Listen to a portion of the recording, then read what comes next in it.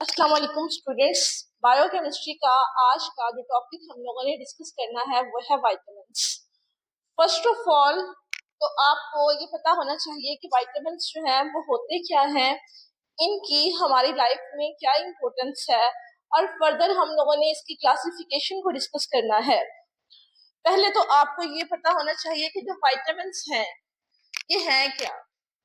Vitamins is defined as, vitamin को हम अगर डिफाइन करें तो किस तरह से करेंगे। एसेंशियल का मतलब होता है जरूरी। ये इस तरह के एसेंशियल ऑर्गेनिक कॉन्स्टिट्यूटेंट्स होते हैं। इस तरह की जरूरी ऑर्गेनिक का मतलब होता है नेचुरली, ठीक है। इस तरह के नेचुरली, इस तरह का मटेरियल है जो हम लोग डाइट के थ्रू लेते हैं, ठीक है।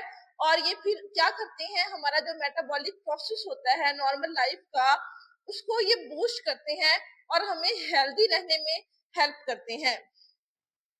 Vitamin is defined as essential organic constituents of the diet. ये हमारी खुराक का वो लाजमी जुज्व है जो हम कुदरती तौर पर लेते हैं, लेकिन हमें ये कम मिकदार में चाहिए होता है और ये हेल्प करता है हमारे नॉर्मल जो मेटाबॉलिक प्रोसेस है उसको मेंटेन करने में। उसकी इसकी जनरल प्रॉपर्टीज क्या है।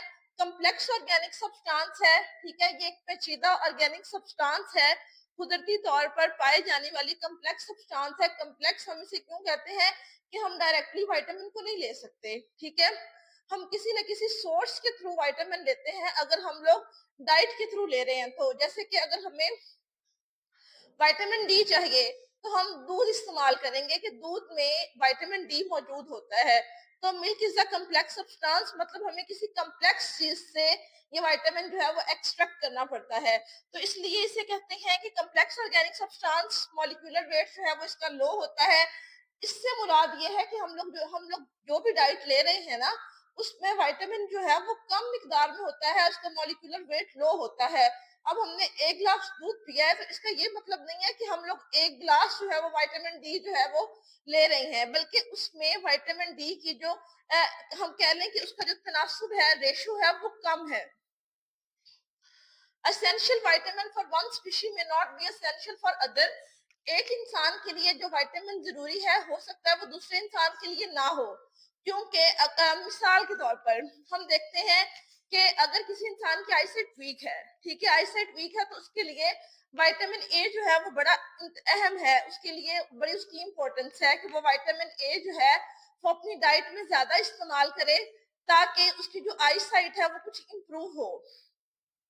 तो विटामिन ए जितना उसके लिए जरूरी है उतना किसी दूसरे इंसान के लिए नहीं है। तो इसलिए यहाँ पे ये लिखा गया है कि विटामिन जो एक स्पीशी के लिए जो चीज इंपॉर्टेंट है हो सकता है वो दूसरी स्पीशी के लिए उतनी इंपॉर्टेंट ना हो। तो उसके बाद है some vitamins are synthesised in the body. कुछ विटामिन्स इस तरह के भी होते हैं जो बॉडी के अंदर खुद भी सिंथेसाइज होते हैं, जिस तरह से विटामिन ई और विटामिन के। विटामिन ई और विटामिन के को हम डाइट के थ्रू भी लेते हैं, लेकिन ये बॉडी के अंदर कुछ हद तक खुद भी सिंथेसाइज होते हैं। विटामिन ई इस तरह का हार्मोन है जो इनफर्टिलिटी को कम करता है, बांझपन को कम करता है। और विटामिन के इस तरह का विटामिन है जो क्या करता है कि ब्लड क्लॉटिंग को रिड्यूस करता है, खून को पतला करता है और कार्डियोवैस्कुलर डिजीजेस से हमें बचाता है, दिल की बीमारियों से हमें बचाता है, स्ट्रोक से, हेमरेज से ये हमें बचाता है। उसके बाद है vitamins are not destroyed in digestive process and it is absorbed into the blood। हम लोग जो डाइट ले रहे होते हैं तो ऐसा नहीं है कि वो डाइट में जो विटामिन हम लोगों ने लिया है वो भी डिस्ट्रॉय हो जाए, क्योंकि डाइजेशन के अंदर कुछ चीजें इस तरह की होती हैं जो हमारे खून में शामिल हो जाती हैं और बाकी कुछ चीजें इस तरह की होती हैं जो वेस्ट हो जाती हैं, यूरिनेशन के थ्रू होती हैं या हमारे हमारे वेस्ट मटेरियल के थ्रू होती हैं, फीसिस के थ्रू होती हैं।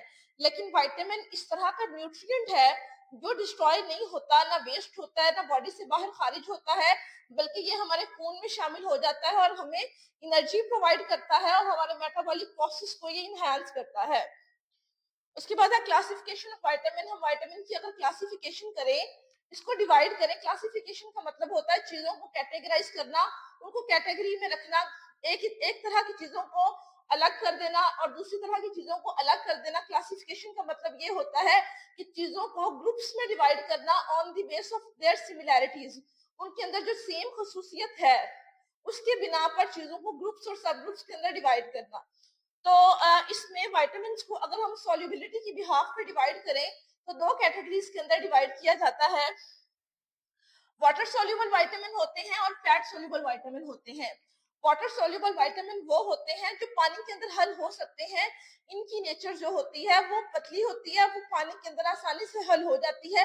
जिस तरह से विटामिन सी की हम लोग बात करें तो विटामिन सी क्या होता है कि हम लोग लीमू से ले सकते हैं और इसके अलावा ऑरेंज वगैरह से ले सकते हैं, तो उसका जो वो पानी के अंदर आसानी से हल हो सकते हैं। तो इसलिए इसकी जो नेचर होती है वो पानी के अंदर हल होने वाली है, तो हम इसको विटामिन वाटर सोल्यूबल विटामिन कहते हैं। उसके बाद आता है फैट सोल्यूबल विटामिन। ये वो वाले विटामिन होते हैं जो पानी के अंदर हल नहीं होते बल्कि फैट्स के अंदर हल होते हैं। जिस तरह से विटामिन डी है, विटामिन ई है, विटामिन के है और इसके अलावा विटामिन ए है। हम लोग जो लोग जिनको अर्थराइटिस का इशू है, जॉइंट्स का इशू है, जॉइंट्स पेन वगैरह है, तो डॉक्टर उनको रेकमेंड करते हैं विटामिन डी के इंजेक्शन भी कहते हैं और उनके कैप्सूल भी कहते हैं, सप्लीमेंट्स कहते हैं कि आप लोगों ने ये लगवाने हैं और आपने इसको इनटेक करना है। तो जब कभी हम विटामिन डी का कैप्सूल देखते हैं या इंजेक्शन देखते हैं तो वो इस तरह से होता है जैसे ऑयल है। तो मतलब क्या कि उसकी जो नेचर है वो फैट सोल्यूबल है कि वो चिकनाई के अंदर तो हल हो जाएगा लेकिन पानी के अंदर हल नहीं होगा। तो ये फैट सोल्यूबल विटामिन कितने हैं? Vitamin A, vitamin D, vitamin E और विटामिन के। फैट सोल्यूबल 4 हैं और वाटर सोल्यूबल जो है वो 2 हैं। तो आज के इस टॉपिक में हम लोगों ने डिस्कस किया कि विटामिन होते क्या हैं, इनकी प्रॉपर्टीज क्या है और इनकी क्लासिफिकेशन क्या है। Thanks for watching.